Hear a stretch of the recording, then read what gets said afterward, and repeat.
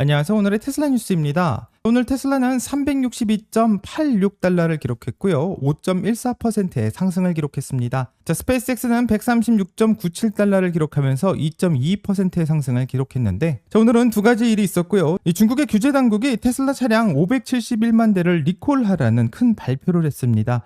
자, 중국 자동차 산업 역사상 가장 큰 리콜이라고 발표가 나오고 있는데, 그리고 같은 시간대에 미국의 네바다주에 테슬라에게 무인 로보택시 5,000대 운행 허가가 나왔다는 소식도 나오고 있습니다. 이런 두 가지 뉴스를 두고 주가는 올랐고요. 그것도 5% 가까이 상승하게 되었는데, 여기서 나오는 질문은 바로 리콜이 나왔는데 주가가 떨어지지 않은 것도 그렇고 또 5%나 오히려 상승하고 있는 것은 어떤 이유인지 살펴봐야 된다 생각합니다. 시장이 현재 보고 있는 테슬라의 숫자는 무엇인지 같이 한번 살펴보겠습니다. 자, 끝까지 함께 해주시길 바라고요. 그럼 출발할게요.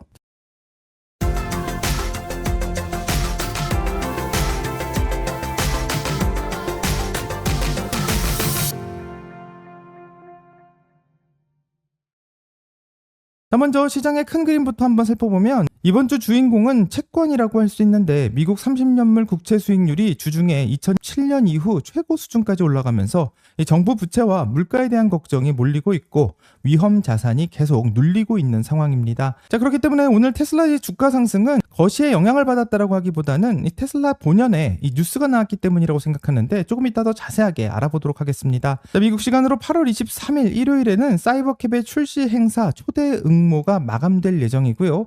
아직 이벤트 날짜가 정확히 나오진 않았지만 아무래도 다음 주쯤 되면 윤곽이 잡히지 않을까 생각합니다. 또 9월 14일부터 20일까지는 독일 하노버에서 IAA 상용차 박람회가 열린다고 하고요.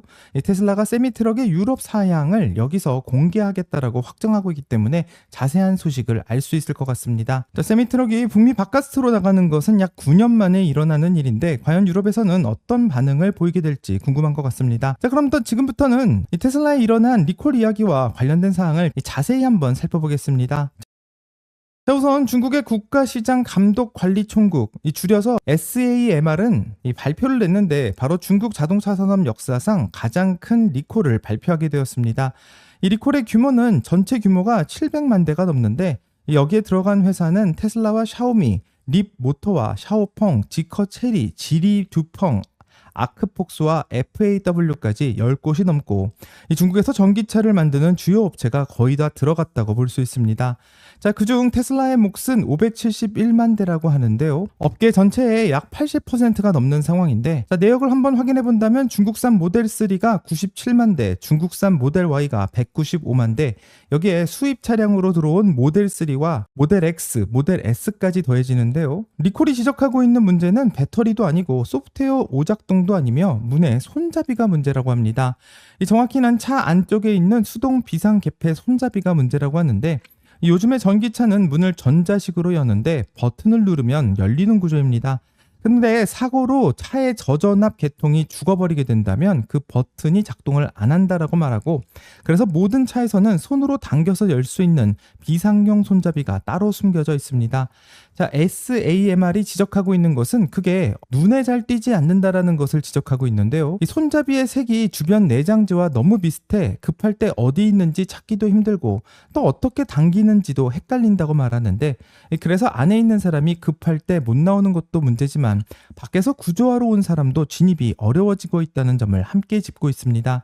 이 테슬라에서 내놓고 있는 해결책은 두 가지인데요. 이 비상 손잡이 옆에 경고 라벨을 무상으로 붙이고, 또 무선 업데이트를 통해서 충돌이 발생 시 창문이 자동으로 내려가는 로직을 넣겠다고 말하고 있는데, 한마디로 문이 안 열리면 창문으로 나갈 수 있게 하겠다라고 말하고 있습니다. 자, 그럼 왜 이런 리콜이 하필 지금 나오고 있는지도 한번 짚고 넘어갈 필요가 있는데요.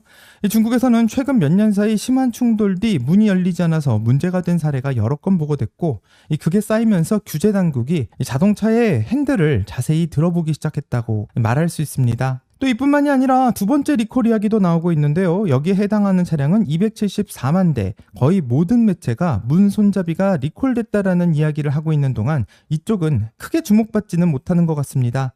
이 대상은 중국산 모델 3와 모델 Y 2019년 3월 4일부터 2025년 12월 7일까지 생산된 분량이라고 하는데, 앞에서 봤던 리콜은 9월 25일부터 발효 대상이지만 이것은 즉시 발효가 된다고 합니다. 자, 리콜의 사유를 읽어본다면 현재 방식으로는 운전자의 시선이 도로를 벗어났을 때 경고를 주는 것이 불충분하다라고 설명하고 있고, 이 말이 무슨 말인지를 한번 풀어본다면, 이 차가 스스로 차선을 유지하면서 달릴 때 이 운전자는 이 차가 잘 달리고 있는지 감독을 하면서 앞을 보고 있어야 되는데, 이 테슬라가 오랫동안 써온 방식은 핸들에 걸리는 힘을 측정해서 그것을 인식하는 건데요. 운전자가 핸들을 살짝 잡고 미세하게 힘을 주면 차는 사람이 아직도 집중하고 있다고 판단합니다. 이 중국 정부에서 문제를 삼고 있는 것은 정확하게 이 지점인데, 핸들만 손에 얹혀 있다라는 것은 그 사람이 앞을 보고 있다라는 뜻이 아니라고 해석하고 있고, 이 손은 핸들에 둘 수 있지만 고개는 옆으로 돌리거나 휴대폰을 볼 수 있으니 여기에 대한 해결책이 필요하다 말합니다.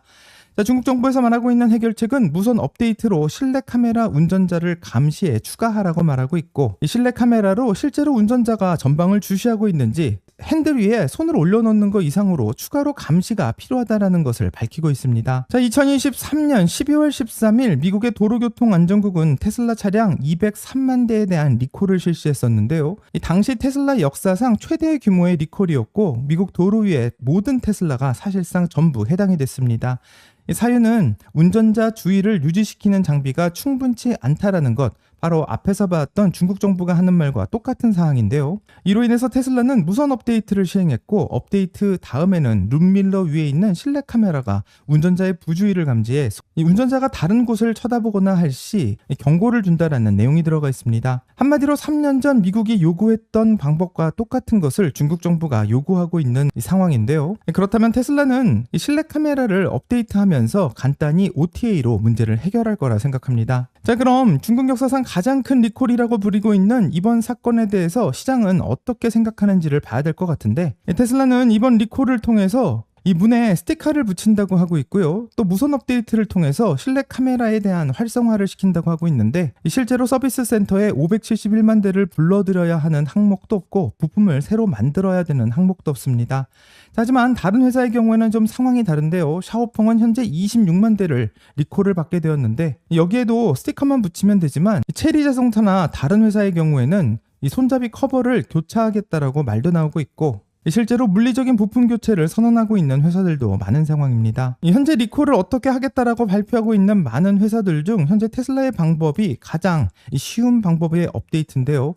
그렇기 때문에 주가가 떨어지지 않고 잘 버티지 않았나 생각해 볼 수 있습니다. 하지만 주가가 떨어지지 않은 이유는 이제 알겠는데 왜 5%나 상승했냐? 이 미스테리는 아직 풀리지가 않은 상황인데요. 지금부터는 테슬라의 주가 상승의 이유에 대해서 같이 한번 살펴보겠습니다. 자, 그럼 미국 시간으로 8월 20일 저녁 이 네바다의 정기회의를 한번 살펴본다면, 이 회의에서 통과된 것은 테슬라만이 아니고요. 이 3건의 로보택시 영업 허가가 만장일치로 승인됐다라는 결과가 나오고 있습니다. 하지만 배분을 보면 좀 그 이야기가 완전히 달라질 수 있는데, 이 테슬라가 허가받은 것은 5,000대, 웨이모는 1,000대, 우버는 1,000대를 허가받았다고 합니다. 자, 같은 날 같은 규제 당국이 웨이모의 5배를 허가해 준 것인데요. 참고로 아마존 계열의 죽수는 이 결정 전부터 네바다에서 운행해 왔는데 현재 상한선은 100대로 되어 있습니다. 자, 이 숫자가 얼마나 큰지 감이 좀 안 올 수가 있는데, 비교 대상을 한번 살펴본다면 웨이모는 지금 미국 전역에서 굴리고 있는 로보택시 대수가 약 3,871대 정도라고 말하고 있고요. 현재 테슬라는 5,000대를 허가받았으니까 네바다주 하나에서만 테슬라에게 허용된 양이 웨이모가 전체 운영 중인 차량보다 훨씬 더 많다는 것을 알 수 있습니다. 자, 회의에 나온 테슬라의 사이버캡 수석 엔지니어 에릭 얼리는 이 5,000대가 상한선은 맞지만 이 내년 이맘때 정도가 되면 2,500대 정도까지 갈 수 있을 거라고 말하고 있고요. 이 차량의 검사와 보험 서류, 요금표 같은 신고 같은 행정 절차도 30일 정도가 있어서 실제 운행은 아무래도 9월 중순쯤부터 시작할 거라고 봅니다. 자, 여기서부터가 진짜인데요. 지난 몇 달 동안 기가 텍사스 상공에 드론이 뜰 때마다 사람들이 세던 숫자가 있는데 바로 사이버캡의 대수입니다. 자, 미국 시간으로 2월 17일에 처음으로 사이버캡이 생산이 시작됐고, 이 4월 초에 약 60대, 7월에 촬영된 촬영분에서는 245대까지 확인되고 있는데 몇 달 만에 빠르게 늘어나고 있는 것을 볼 수 있습니다. 자, 이런 사이버캡의 생산을 보면서 많은 사람들은 이 팔지도 못하는 차를 왜 이렇게 저렇게 만들어 놓고 쌓아두고 있냐 비난을 많이 했는데요. 실제로 많은 언론에서도 팔 수 없는 차를 저렇게 빨리 만들고 이 주차장에 쌓아놓고 있다라는 비난이 많이 나오기도 했습니다. 자, 하지만 여기에는 테슬라의 전략이 있는데요. 이 원래 핸들과 페달이 없는 차는 연방 안전 기준의 면제를 받아야 되고 그 면제는 연간 2,500대로 묶여 있는 상황입니다. 현재 아마존의 죽수가 딱 그 방식으로 운영되고 있는데 이 테슬라는 처음부터 모든 연방 안전 기준을 충족하도록 설계되어 있기 때문에 이런 상한선이 없는 상황이고 만들고 싶은 만큼 만들 수가 있습니다. 또 네바다는 핸들 없는 차를 막지 않고 있고요. 네바다 차량국이 규정에 적어놓은 것을 보게 된다면 네바다법은 모든 자동화 단계의 공공도로의 운행을 허용하고 있으며 테슬라는 작년 11월에 네바다의 인증을 이미 마치고 있는 상황입니다. 그러니까 주차장에 쌓여있던 200대가 넘는 차량들은 팔 곳이 없어서 쌓여놓고 있는 게 아니라 이 허가를 기다리면서 준비하고 있었던 거라 생각하는데 이제 기다리던 그 허가가 나왔고요. 테슬라는 지난주부터 오스틴에서 실제 사이버캡으로 이 승객을 태우고 테스트하기 시작했는데 여기에 맞춰서 5,000대 정도가 허가가 더 나온 것이기 때문에 테슬라는 로보택시 개정을 통해서 황금빛 미래가 우리 앞에 있다라는 말을 올리며 굉장히 의미심장한 메시지를 던지고 있습니다. 자, 하지만 많은 사람들이 아직 테슬라의 사이버캡을 두고 시작도 하지 않았고 현재는 웨이모가 훨씬 더 차량이 많기 때문에 이 웨이모와 테슬라의 차이가 엄청나다라고 말씀하시는 분도 있습니다. 하지만 진짜 격차는 대당 원가라고 생각하는데요. 우선 웨이모부터 보게 된다면 웨이모의 주력 차량은 오하이라는 이름의 벤형 로보택시로 새로 디자인되었습니다. 자, 기본 차량을 만드는 회사는 중국 지리의 지커인데 여기에 자율주행을 할 수 있는 6세대 웨이모 드라이버가 들어가 있고 카메라는 무려 13개, 라이다는 4개, 레이더는 6개 이런 패키지로 들어가면서 웨이모는 자율주행 하드웨어 패키지에만 대당 2만 달러 정도가 들어간다고 말하고 있습니다. 자, 그런데 문제는 여기서 끝이 아니고요. 이 차량의 값과 컴퓨터까지 합치게 된다면 차량의 총 가격은 약 7만 5천 달러 정도로 추정되고 있고 이 중국산 차를 사용하기 때문에 단가를 많이 줄이긴 했지만 대당 약 7만 5천 달러 정도로 추정됩니다. 자, 그리고 이 차는 중국산인데요. 미국은 중국산 전기차에게 127.5%의 관세를 매기고 있는데 이 웨이모는 이런 큰 관세를 물면서까지 로스앤젤레스 항구를 통해서 3,000대가 넘는 지커 차량을 들여왔고 앞으로 이 차량을 통해서 로보택시를 더 발전시킬 생각입니다. 자, 사이버캡을 보게 된다면 2인승의 핸들도 페달도 없고 라이다도 레이더도 없는 카메라만 쓰는 방식인데 이 현재 목표 가격은 3만 달러 미만이고 텍사스에서 직접 만들고 있습니다. 자, 7만 5천 달러와 3만 달러를 비교한다면 거의 2배 하고도 반 이상이 차이가 나는데요.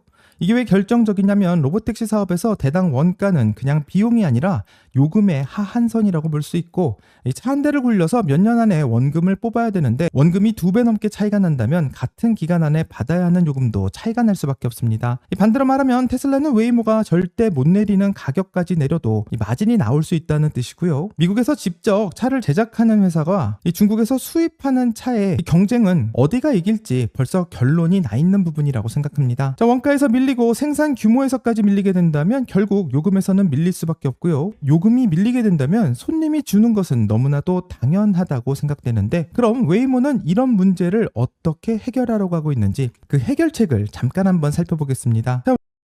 웨이모가 가려는 미래는 너무나도 정확하게 보인다고 생각하는데 이 미래를 바꾸기 위해서 웨이모는 한 가지 새로운 방식을 도입하고 있는데 그것은 바로 광고입니다. 자, 웨이모의 공식 계정에는 웨이모 in your area라는 이 글이 달려있는 블랙핑크 10주년 기념 차량 래핑이 로스앤젤레스와 샌프란시스코를 다니고 있는 것을 보이고 이 케이팝 아티스트인 블랙핑크를 통해서 웨이모를 홍보하고 있는데요. 이 웨이모는 여기서만 그치는 게 아니라 이번에는 아일릿의 래핑 차량을 로스앤젤레스에서 운행하기 시작했고 It's me, 웨이모라는 단어를 다루면서 사람들에게 어필하고 있는 것을 볼 수 있습니다. 이 차를 직접 만들지 않고 중국의 관세 127%를 물고 들어온 차에다 이 테슬라와 경쟁하기 위해서 선택한 방식은 바로 K-팝 아티스트를 이용한 광고라고 생각하는데요. 그럼 테슬라는 어떤 행동을 하고 있는지가 궁금한데 웨이모와는 정반대의 길을 가고 있습니다. 이 테슬라는 오랫동안 광고를 거의 하지 않고 있고 대신 기가프레스로 이 수십 개의 부품을 한 번에 찍어내고 있으며 딜러를 끼지 않고 직접 팔고 원자재의 사용량을 줄이며 사이버캡에서는 아예 조립 방식 자체를 바꾸고 있고 광고에 쓸 돈을 원가를 절감하는 데 사용하고 있습니다. 자, 그럼 이런 원가 절감은 실제로 효과가 있는지가 궁금한데요. 한국 수입 자동차 협회는 지난 7월 테슬라가 국내에서 1,237대를 등록했다고 하고 있고 이 수입차 3대 중 1대가 테슬라라는 뜻이며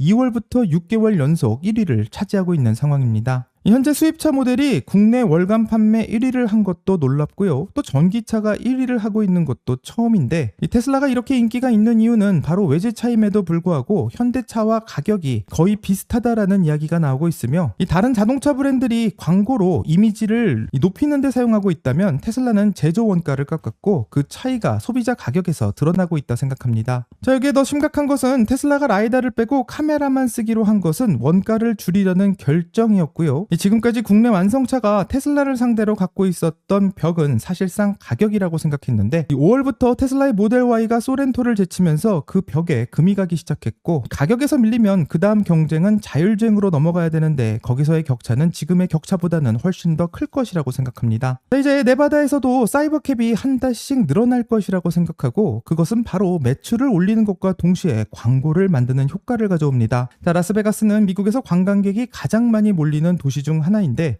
핸들도 페달도 없는 차가 라스베가스를 돌아다니게 된다면 사람들은 그날 저녁 자신의 경험을 SNS를 통해서 퍼뜨릴 거라고 생각하고요. 웨이모는 K-팝 아티스트를 동원해 홍보를 하고 있지만 테슬라는 오히려 돈을 받으면서 광고를 하고 있고, 광고비를 직접 쓰는 회사와 굴러다니는 것 자체가 광고가 되는 회사가 경쟁한다면 과연 어떤 회사가 승리하게 될지는 정해진 결과라고 생각합니다. 자, 오늘 이야기를 정리하면 테슬라가 5%의 상승을 하게 된 것은 리콜 때문이 아니라 이 테슬라가 네바다에서 5,000대의 로보택시에 대한 허가를 받게 된 것이 가장 중요했다고 생각하고요. 이 사람들은 아직까지 테슬라를 이 전기 자동차 회사라고 말하고 있지만 이제는 점점 이 로보택시를 제공하는 서비스 회사로서 변해가는 과정이라고 생각할 수 있습니다. 자, 오늘의 테슬라 뉴스의 구독자 여러분들은 이 테슬라가 5%의 상승을 하게 된 것이 이제부터 시작이라고 생각하시는지 궁금하고요. 아니면 아직 로보택시가 네바다에서 한 대도 시작하지 않았는데 너무 빨리 움직인 거라고 생각하시는지 이 댓글을 달아주시면 같이 더 이야기를 나눠보도록 하겠습니다. 여기까지가 오늘의 테슬라 뉴스고요. 오늘 영상이 도움이 되신다면 구독과 좋아요 그리고 알림 설정 부탁드립니다. 한 주 동안 정말 수고하셨고요. 즐거운 주말 되세요. 감사합니다.